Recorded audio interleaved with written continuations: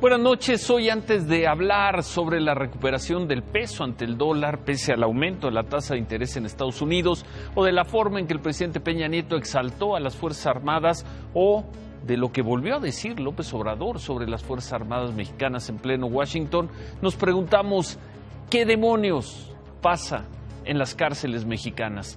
Hace unas semanas presentamos aquí las terribles escenas en el reclusorio norte de la Ciudad de México. Hoy las imágenes llegaron vía las redes sociales, imágenes del penal de Apodaca en la zona metropolitana de Monterrey. Sí, el infierno tiene graduaciones. En la cárcel de Apodaca la graduación es, si cabe, todavía más infernal.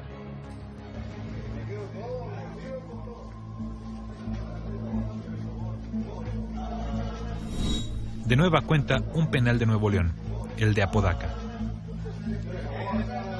Los internos de uno de los ambulatorios del Centro de Reinserción Social de Apodaca grabaron estas imágenes y las subieron a redes sociales. Los reos que cometen las vejaciones identifican al otro grupo como miembros del Cártel del Noreste. Rucas del Noreste. Mira, bien perra.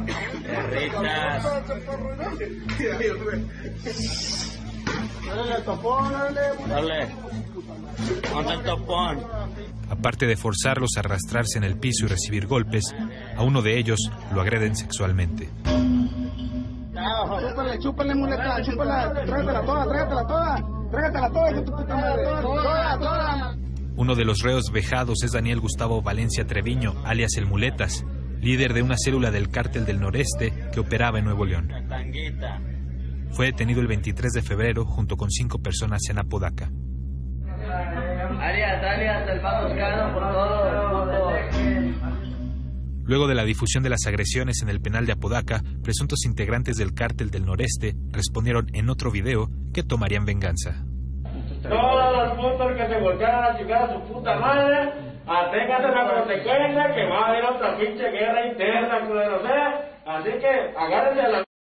Esos putos que se aprovecharon de toda la madre, se voltearon, le hicieron mamá su medio a los pasitos que están ahí, se los va a llevar su puta madre. Si esta vez murieron 50, van a morir 100.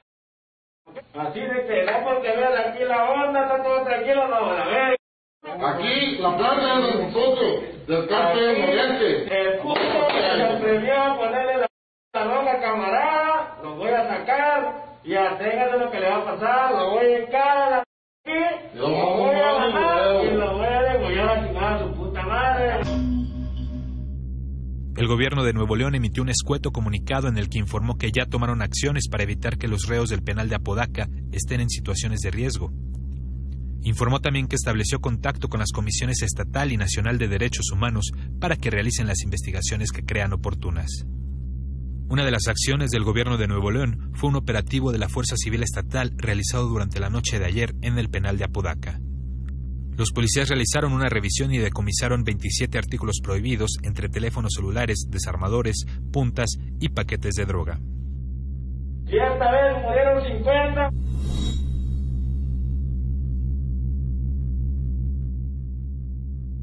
van a morir 100. Es el horror, la degradación del ser humano, y en este caso hay una declaración de guerra, un anuncio de venganza del grupo agredido en la cárcel de Apodaca. ¿Quién se hace cargo de las cárceles en Nuevo León? ¿En dónde está la firmeza, la bravura del gobernador que hace menos de 2 años arrasó en las elecciones con la promesa de que con él las cosas serían diferentes?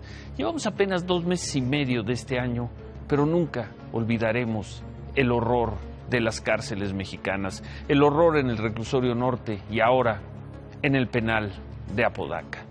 Este miércoles también tendremos.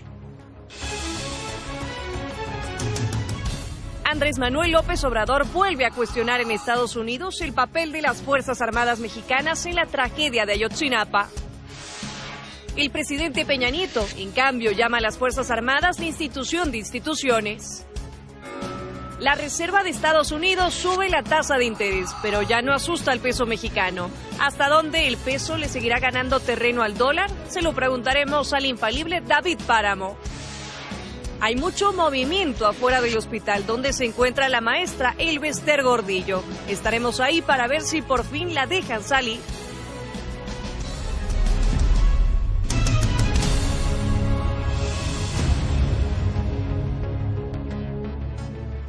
Las peleas entre grupos en las cárceles de Nuevo León han marcado al gobierno de Jaime Rodríguez el Bronco. Desde que asumió como gobernador en octubre de 2015, se han registrado 3 peleas en Topo Chico.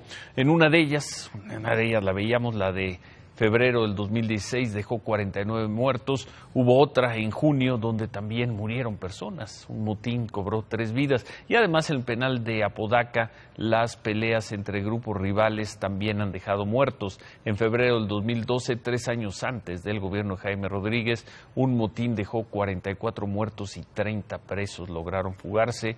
Pero por lo visto nadie pone orden, nadie puede con este paquete. La Comisión Nacional de los Derechos Humanos emitió un comunicado hace unos momentos diciendo que es indignante lo que vimos en estos videos. Vamos a ver si también sirven de algo estos adjetivos de la Comisión Nacional de los Derechos Humanos. Agentes de la Fiscalía del Estado de México aseguraron un invernadero para producción de marihuana.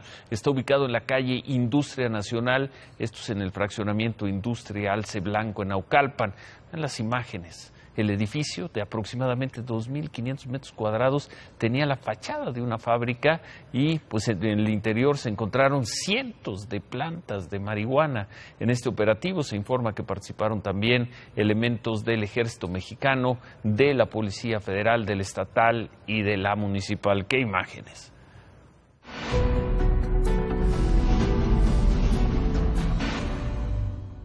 Andrés Manuel López Obrador estuvo hoy en Washington, pero antes grabó este mensaje en el Parque Central de Nueva York.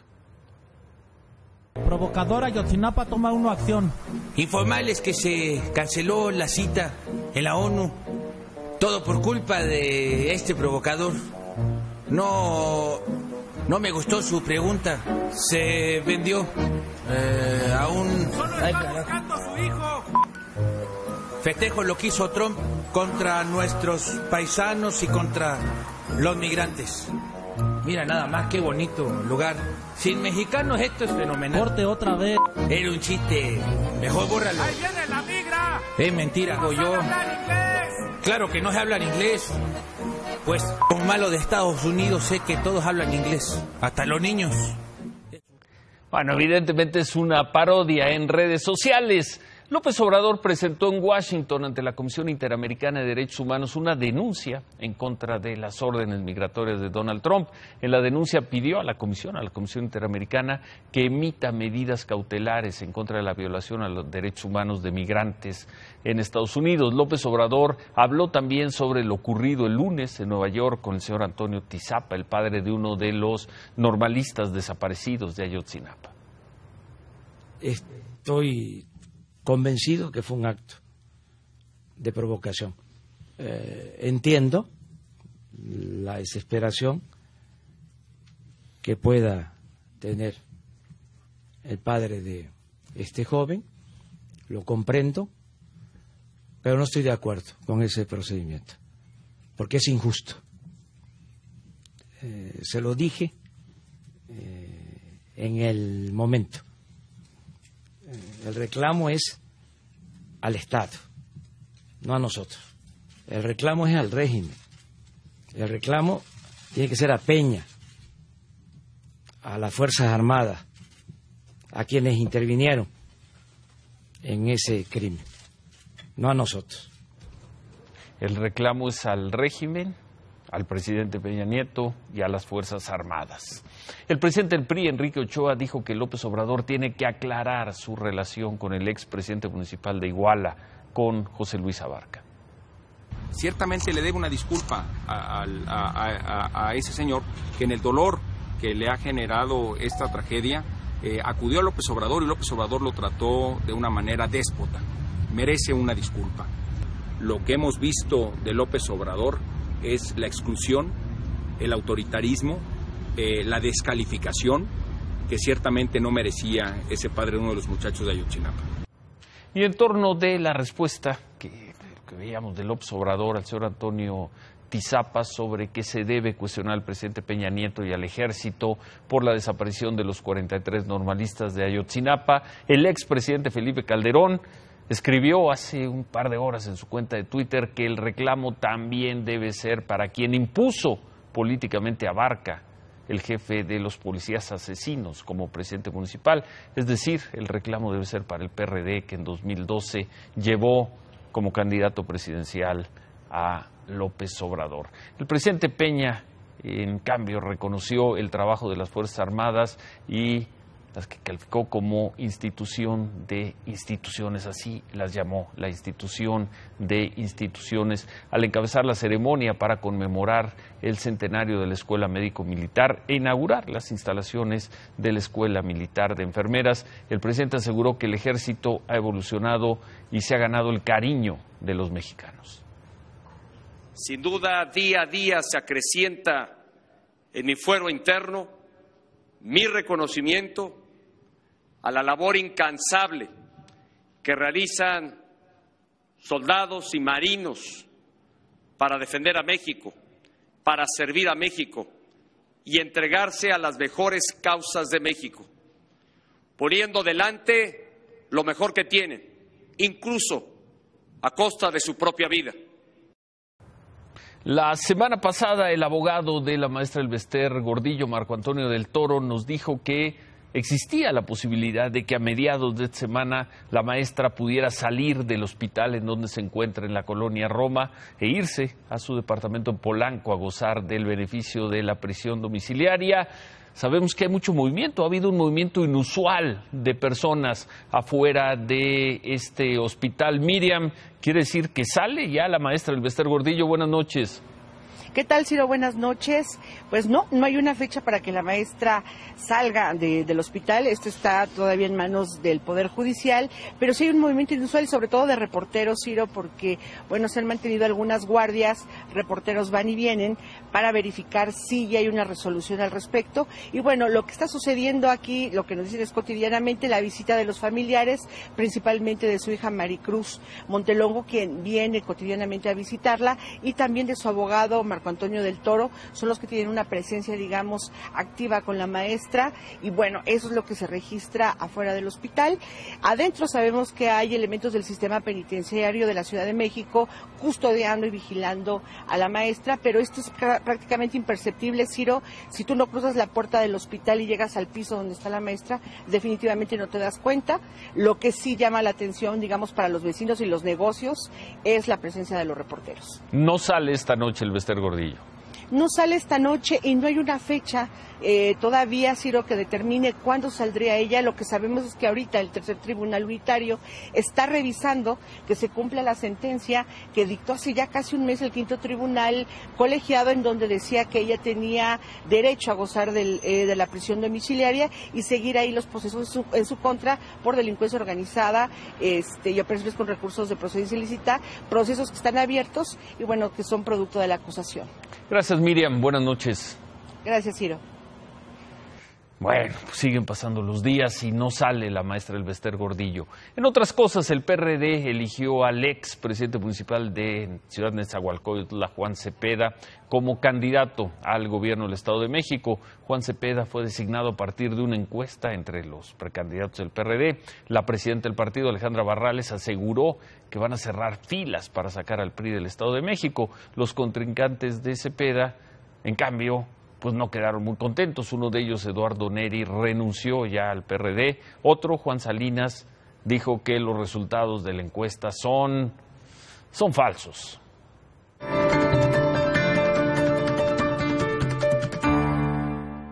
Donald Trump volvió a presumir que desde que asumió la presidencia se redujo la migración ilegal. Hoy en la ciudad de Nashville, en Tennessee, Trump dijo que con la construcción del muro en la frontera con México, la reducción de migrantes será todavía más efectiva. Don't even think about it. We will build the wall. Don't even think about it. In fact, as you probably read, we went out to bid. We had hundreds of bidders. Everybody wants to build our wall. Usually that means we're going to get a good price. We're going to get a good price, believe me. Now, the wall is way ahead of schedule in terms of where we are. It's under design, and you're going to see some very good things happening. But the border by itself right now is doing very well. It's becoming very strong. Bueno, Donald Trump. Hace 2 semanas vimos las imágenes de la detención de un señor de nombre Rómulo Abélica González. Lo detuvieron agentes del ICE en Los Ángeles, lo recordarán. Lo detuvieron en el momento en que llevaba a una de sus hijas a la escuela. La propia hija grabó desde dentro del coche, es la hija de 13 años, la detención. El señor Rómulo Abélica está detenido en un centro migratorio en la ciudad de Adelanto, en California. Ahí habló con la cadena Univisión, dijo que no pierde la esperanza de ser liberado.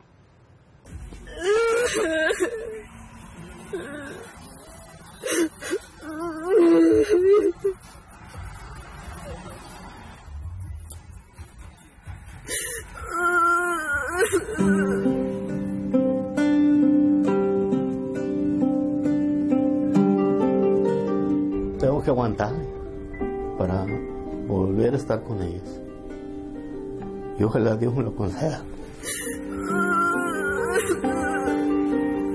Como que si te quitaran un pedazo de ti, un pedazo de tu mano, de tus pies, porque como ellas saben que a mí me encanta cocinar, yo les gusta la comida que yo preparo, demuestren su fuerza. Esa lucha que están haciendo por mí, síganla. Hay a muchos que les gusta vivir de miedo en miedo, de susto en susto. Hace unos meses, quizás hace poco más de un año, cuando venía la reunión de la Reserva Federal, todo el mundo se angustiaba. Y si la normalización de la política monetaria, y si no. Hoy, afortunadamente, o tenemos otras preocupaciones o nos hemos vuelto muchísimo más inteligentes. El sistema de la Reserva Federal, como todo banco central autónomo, no estoy hablando del de Nicaragua o el de Venezuela, lo que busca es la estabilidad de precios, la estabilidad en la economía en su conjunto, y han visto cómo se han venido recuperando los principales indicadores. De ahí que incrementen en 1/4 de punto la tasa de referencia y queden en un intervalo entre 0.75 y 1% la tasa de referencia. En México, el peso tuvo uno de los mejores días de los últimos meses. Se registró una apreciación de nuestra moneda del 2.13% y cerró en 19.27. Hace no mucho tiempo en este país, cuando venía la reunión de la Reserva, se generaba una caída de nuestra moneda porque se inventaba que se prendía la aspiradora de dólares y no sé qué tantas cosas. La realidad es que había una gran especulación sobre nuestra moneda y se está comenzando a terminar.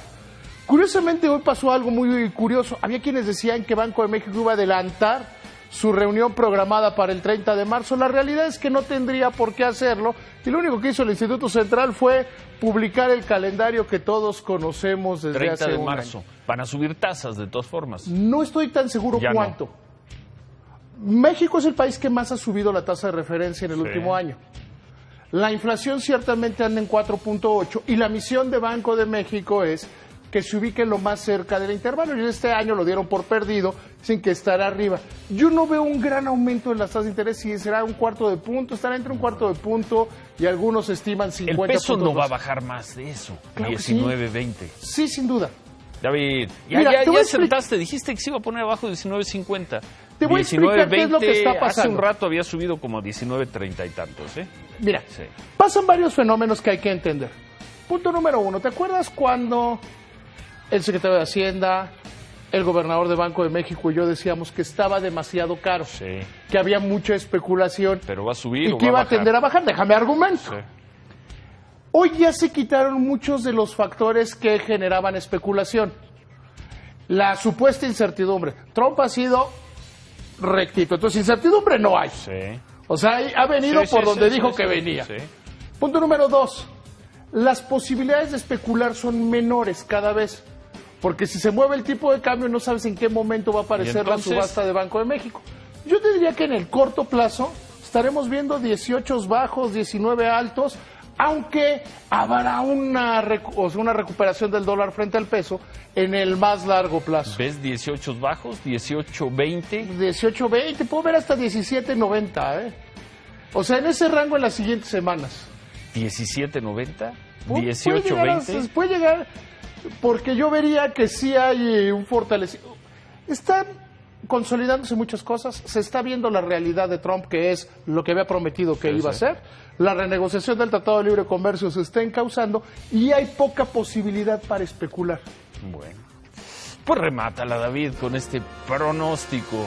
Los que sí la regaron fueron los de la Comisión Reguladora de Energía y Pemex. Hoy deberían dar a conocer el resultado de lo que le llaman campo abierto, es decir, el almacenaje y distribución de gasolinas para comenzar con la liberación de los precios en Baja California y Sonora. No pudieron. Hoy nos anuncian que antes de que termine el mes van a tomar las quiénes lo van a hacer. Ojalá sí lo puedan hacer y ojalá sí estas temporadas abiertas, que son indispensables para la competencia, ahora sí lo hagan bien. Ya la regaron una vez. Bueno, en las últimas horas se registraron 4 muertes violentas de mujeres en el territorio del Estado de México y bueno, pues estas muertes se suman a homicidios y feminicidios que han ocurrido desde que se activó la alerta de género en el Estado de México en julio del 2015. En Ecatepec, en la colonia Las Brisas, fueron encontrados los cuerpos de 3 hombres y una mujer con el tiro de grasa. En el lugar se encontraron más de 20 casquillos.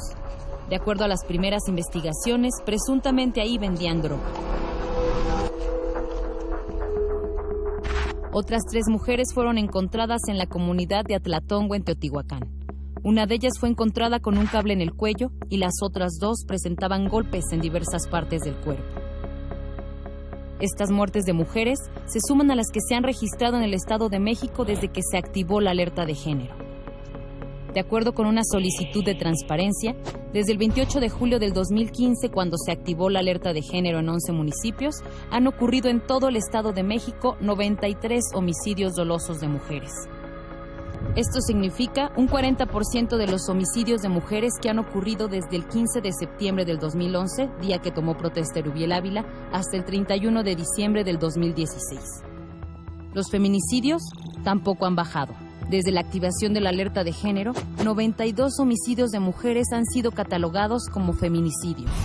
Esto es un 34% de los 271 feminicidios que han ocurrido en 5 años y 3 meses de la administración de Erubiel Ávila. Pese a la alerta de género, 2015 y 2016 registraron el mayor número de feminicidios de toda la administración de Erubiel Ávila, con más de 60 casos. En cuanto a homicidios, 2016 también registró el número más alto de homicidios de mujeres, con 68 casos. Desde el 15 de septiembre del 2011 y hasta diciembre del 2016, solo 50 personas han sido detenidas por homicidios contra mujeres, mientras que 116 fueron detenidas por el delito de feminicidio. ¿Qué más tenemos, Paola?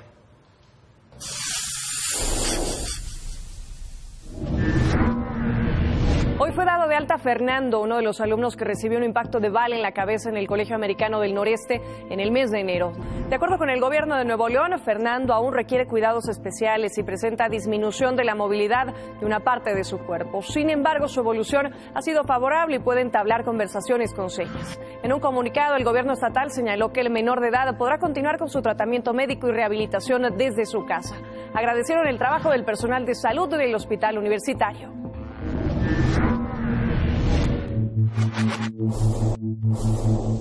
El 30 de marzo, el Servicio de Administración de Bienes de la Secretaría de Hacienda realizará en Mazatlán, Sinaloa, una subasta de artículos decomisados al crimen organizado en operativos. Entre ellos se encuentran 108 carros de lujo con precios de salida de casi 400,000 pesos y 55 carros y 19 patrullas pertenecientes al gobierno de Sinaloa. De acuerdo con la dependencia, el 80% de los decomisos se dieron contra grupos criminales de Sinaloa y también hay camionetas blindadas, tráileres, terrenos, casas y pipas de gasolina. El dinero recaudado será entregado a entidades públicas para que lo usen de acuerdo a sus reglamentos y leyes orgánicas.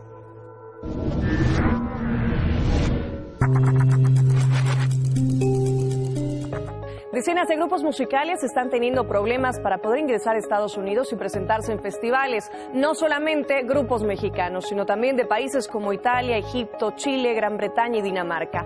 El argumento de las autoridades es distinto. En algunos casos aseguran que los artistas no tienen la visa indicada para poder presentarse a tocar en un concierto. A algunos les han llegado correos 3 días antes de sus presentaciones cancelándoles la visa sin explicación alguna. En el caso de grupos mexicanos como Panteón Rococó, a ellos se les impidió entrar a Estados Unidos porque no contaban con una visa de trabajo, la cual argumentaron están tramitando. Tanto ellos como la banda Antidoping tuvieron el mismo problema.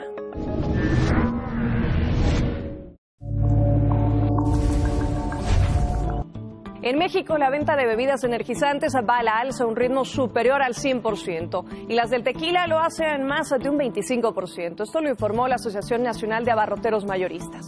Otras bebidas que aumentaron su venta son el whisky con un 20.8% y los vinos de mesa con un 12.5%. En cuanto a los energizantes, en el último año los más vendidos fueron Vive 100, cuyas ventas crecieron en un 168%, mientras que las ventas de Boost cayeron un 5% y las de Monster bajaron un 21%. Recordemos que la venta de bebidas energizantes fue prohibida en bares desde octubre del año pasado. Los tequilas más comercializados fueron Don Julio 70, Herradura y Centenario. Permiso, Ciro. Gracias, Paola. Hacemos una pausa y al regresar, las Chivas van perdiendo en la Copa contra los Bravos de Juárez. Vamos a revisar lo que está pasando ahí con Javier Alarcón. Volvemos.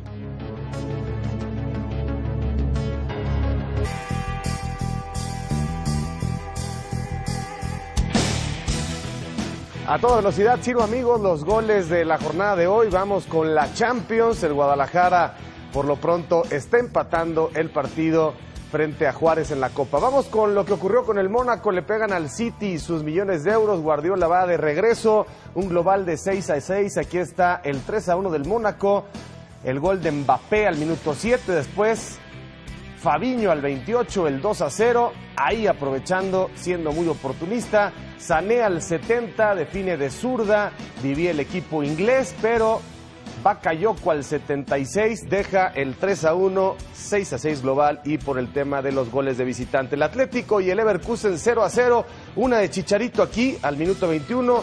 Un remate más al 67, ya pelón por culpa de Atlanta, y con global de 4-2 el Atlético elimina al Leverkusen. Para el Chícharo, el Atlético es el gran candidato. Los resultados así es, lamentablemente, justo, no justo, buen desempeño, mal desempeño, es lo que te va a dar los resultados, ¿no? Y jugamos contra uno de los mejores equipos del mundo que es amplio favorito para ganar la Champions. Y en las semifinales de la Conca Champions, el Pachuca no pudo con Dallas. Aquí está Jara, gran jugada de Aguirre, tomaba ventaja el equipo mexicano, pero después Urruti al 43, aprovechando que está Blanco en el arco, no el Conejo, ahí se la dejan, empataban los locales. Y Acosta con un muy buen gol al 58 deja al Pachuca con una situación seria, creo que va a resolver en casa. Vamos a la Copa Monterrey frente al Puebla en los cuartos de final. Ya tenemos semifinalista, Rayados. Federico González adelantando al Puebla, buen partido, golazo de Funes Mori al minuto 6, al minuto 5, el primero al 6, el empate, después un penal, mete las manos ahí Oscar Rojas, viene para cobrar Edwin Cardona al minuto 16 y Monterrey tenía el 2-1, un cobro implacable engañando al arquero. Chará al 60 deja el 3-1 para los Rayados. Buena reacción del equipo de Cardoso que apretó el juego. Damián Schmidt consiguió el segundo gol, pero pasa Monterrey. Y bueno, pues ya sabemos que Cruz Azul va en semifinales contra Morelia. Y el que gane esta noche entre las Chivas y Juárez va contra Monterrey. 2 goles de Lucas Javier da Silva dejaban el 2-0 para los Bravos de Juárez, pero después el gol de Pizarro y el penal que se acaba de convertir dejan el 2-2. Estamos muy cerca de la posibilidad de los penales, cosa que usted se va a enterar aquí más adelante mañana. Ciro, amigos, muchas gracias. Gracias, Javier. Hacemos una pausa y al regresar, todo el asunto de López Obrador, su viaje por Estados Unidos, todo lo que ha pasado en los últimos días en el análisis y debate con Julio Hernández y Juan Ignacio Zavala. Volvemos.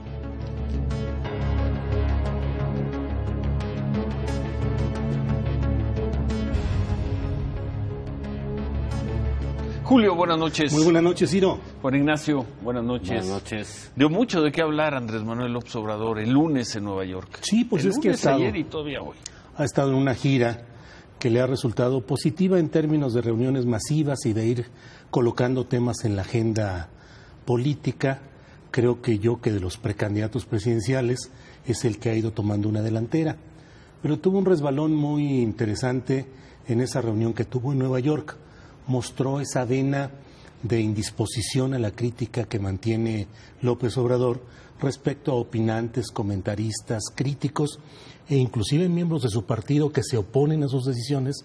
López Obrador suele utilizar un catálogo de adjetivos: provocadores, infiltrados, agentes del gobierno, miembros de la mafia del poder, vendidos, que no corresponde con el análisis de una circunstancia política.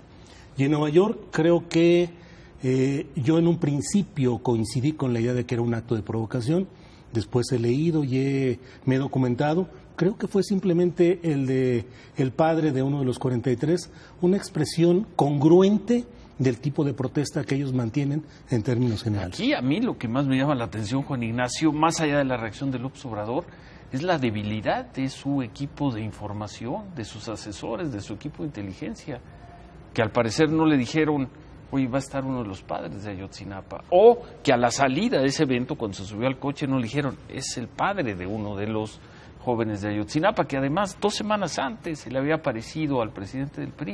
A mí es lo que más me llamó la atención de todo. Bueno, sí llama la atención, porque normalmente, digamos, son reuniones, no tanto son de corte masivo, como dice Julio, pero sí juntan, digamos, reunirte con 300 paisanos en Estados Unidos es un buen número, ¿no? Ni modo que hagas un mitin de 80,000, ¿no? Está bien.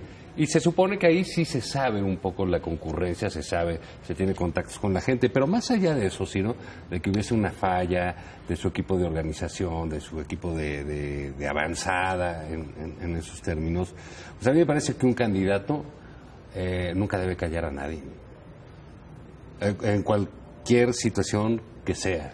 Él no tiene por qué decirle a alguien: cállate.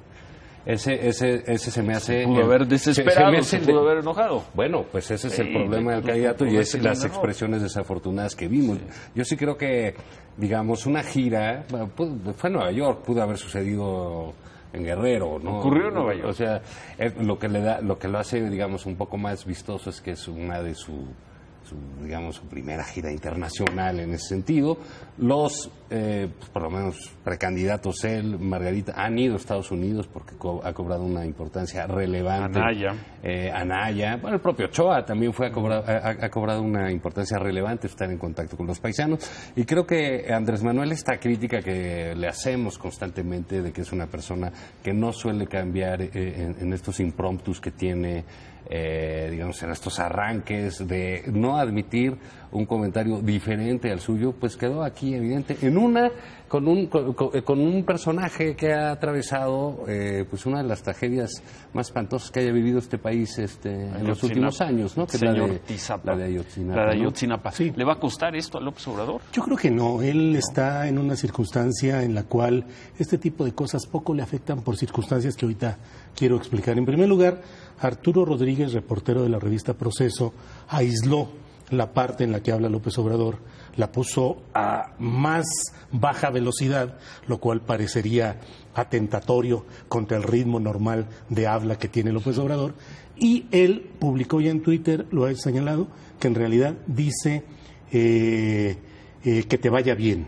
No, cállate. Lo podemos ver aquí y dice claramente cállate. Yo vi también esa nota, la podríamos ver aquí. Bueno, sí, pero independientemente de todo eso que yo creo... ¿2 veces, veces, Julio? No fue una, fueron 2 Él mismo dice que él escuchó 2 veces cállate, que le pareció, pero que al escuchar esto ya aislando a baja velocidad y de otra manera... otras palabras, pues ya le salió... No, pero bueno, es un reportero serio, digo, y sí, pues aquí es una revista también, seria. Y aquí lo vimos en detenimiento y decía cállate. Claramente, ¿no? Claramente. Bien, sin embargo, digo, la vena de resistencia a las opiniones contrarias es evidente en López Obrador. Pero aquí sí también ha habido una orquestación mediática de tratar de expresar una crítica, e inclusive es muy irónico, porque comentaristas, opinantes, periodistas que normalmente han boicoteado la propia información respecto a Ayotzinapa, que han sido solidarios más bien con la verdad histórica, que han acallado las voces críticas respecto a ese movimiento, luego se han vuelto histéricamente en los promotores de una campaña. Bueno, y hay muchos en toda la prensa.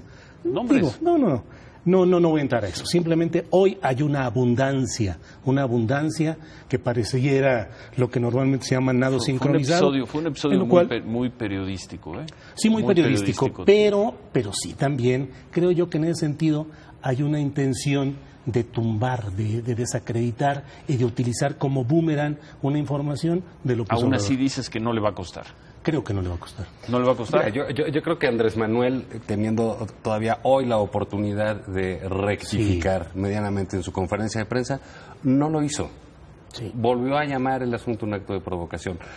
Pues digamos, así es él, ¿no? Sabiendo que es un padre de un normalista. Ya lo sabía.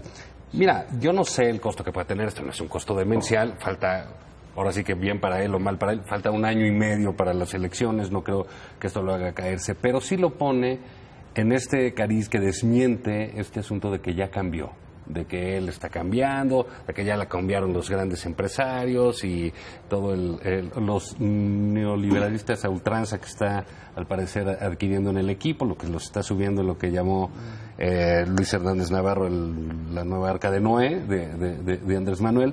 Pues resulta que no ha cambiado y es esta intolerancia, siendo candidato que está obligado a tenerla, a resistir, y todavía creo que el día de hoy que tuvo una oportunidad, se negó contundentemente a reconocer que no fue un acto de provocación. Es muy difícil para un candidato reaccionar correctamente en todas las situaciones. De acuerdo. Es tremendamente difícil, eso digamos, no sé cómo hubiese reaccionado alguien más. Él reaccionó pésimo, de muy mala manera, y creo que es un mal momento en su campaña, que venía, digamos, muy tranquila. Lista la baraja de candidatos para el Estado de México. El PRD llegó en muletas, en silla de ruedas, arrastrándose. Sacan a su candidato y uno de los precandidatos renuncia al partido y el otro dice la encuesta con la que tomaron la decisión estaba vendida. Está el Estado de México, además con denuncias, con esas cosas. Así Julio. Y además, bueno, esto nos muestra la preponderancia que está teniendo el nuevo grupo dentro del PRD, Alternativa Democrática Nacional, que dirige Héctor Bautista, quien fue presidente municipal de Ciudad Nezahualcóyotl, igual que lo fue Juan Cepeda, el ahora candidato, y eso ha llevado a una circunstancia en la cual hay un cambio de grupos dominantes en el PRD, y aquí la pregunta, según mi punto de vista, es ¿a favor de quién va a actuar Cepeda? ¿A favor de declinar más adelante en favor de Josefina Vázquez Mota? ¿Va a servir al grupo del PRI, como dicen algunos de sus propios compañeros de partido? No a Morena. No a Morena. Yo creo que no a Morena, porque el propio Cepeda plantea que haya negociaciones, convenios, discusiones, y Morena, que se siente que va embalada y creciendo en el Estado de México, difícilmente creo que vaya a entrar en negociación. Desastre el PRD. Absoluto. Yo creo que a veces en estas mesas de comentarios en la prensa le seguimos dando tratamiento de tercera fuerza nacional. No, es claro que en el Estado de México es como si hubiera estado pasando algo en el PES. Es casi lo mismo. Que estén llegando a estas alturas a una elección tan relevante como el Estado de México, bueno, pues sí habla de realmente el desorden, el pleito que hay adentro para ver quién da las últimas paladas a ese partido. Yo creo que todo lo que hemos visto en las últimas semanas sobre el Partido de la Revolución Democrática es realmente cómo van cavando su propia tumba. Creo que incluso lo que tenían de fuerza hace unos años en el Estado de México, que era una fuerza sólida, la tiene ahora Morena. Yo no sé a cuántos puntos aspira este señor Cepeda a tener. Va a ser más fácil desde mi punto de vista que negocie algo con el PRI, porque lo poco que tenga le va a ser mucho más valioso al PRI que lo que le puede hacer a Josefina o a Delfina en un momento dado. Pero digamos... Sí, yo creo que finalmente aquí esto forma parte de esa idea del PRI de consolidar su voto duro, su segmento de votantes cautivos y dispersar el voto, lo cual no deja de ser un mensaje de lo que buscará el PRI en la próxima elección de 2018. Bueno, ¿Algo más antes de irnos? Mañana a las 11 va a haber una mesa redonda en la Facultad de Ciencias Políticas y Sociales de la UNAM sobre Trump y las falsas noticias y la posverdad. Creo que es un tema interesante. ¿De qué se va a tratar? ¿Va a estar? Sí, voy a estar ahí, va a estar Raúl Trejo del Arbre. Va a ser acerca de cómo se han ido manipulando todo lo que es la creación de estas falsas noticias, sobre todo por grupos políticos y de poder que se dedican a distorsionar tendencias, a generar distorsión en el sentido de la información en Internet y que van a estar presentes en México, ya lo están, como lo estuvieron en la propia elección de Donald Trump. Bueno, algo escribiste en la semana, pero mejor ya no tocamos el tema porque no vamos a tener tiempo, ¿no? ¿Sí? Bueno, yo nada más saludar. Nada más, antes de eso, ¿a qué hora es? A las 11 de la mañana, Ciencias Políticas Auditorio González Casanova. Yo nada más decir que a mí me pareció un evento llamativo, la huelga de los árbitros. Me parece que es un paso adelante en términos no solo de lo que representa como autoridad en un juego, sino la relación que tenemos nosotros con la propia autoridad, como puede ser un árbitro, y otra que también es una buena oportunidad para los jugadores para organizarse, ¿no? Que siempre han estado realmente pues controlados por los dueños de los equipos. Yo creo que sí tienen por qué tomar la palabra también los jugadores. Creo que los árbitros lo hicieron excepcionalmente, porque creo que las sanciones a los que ellos apelaban valían la pena. Es un tema de debate. ¿Tú eres futbolero? ¿Lo hicieron excepcionalmente los árbitros? Sí, lo hicieron bien, pero digo, tampoco el gremio de los árbitros está exento de los mismos tintes de corrupción y de enjuagues que se dan en todo nuestro México. Pero el fútbol profesional en general necesita una remodelación, empieza por los árbitros. Ojalá y haya la defensa gremial de los jugadores y haya un cambio en este esquema que es tan importante para la diversión y para la paz social de este país. Gracias, suerte mañana. Gracias, Julio. Gracias, Juan Ignacio. Gracias, se quedan en ¿Qué importa? Buenas noches, ánimo.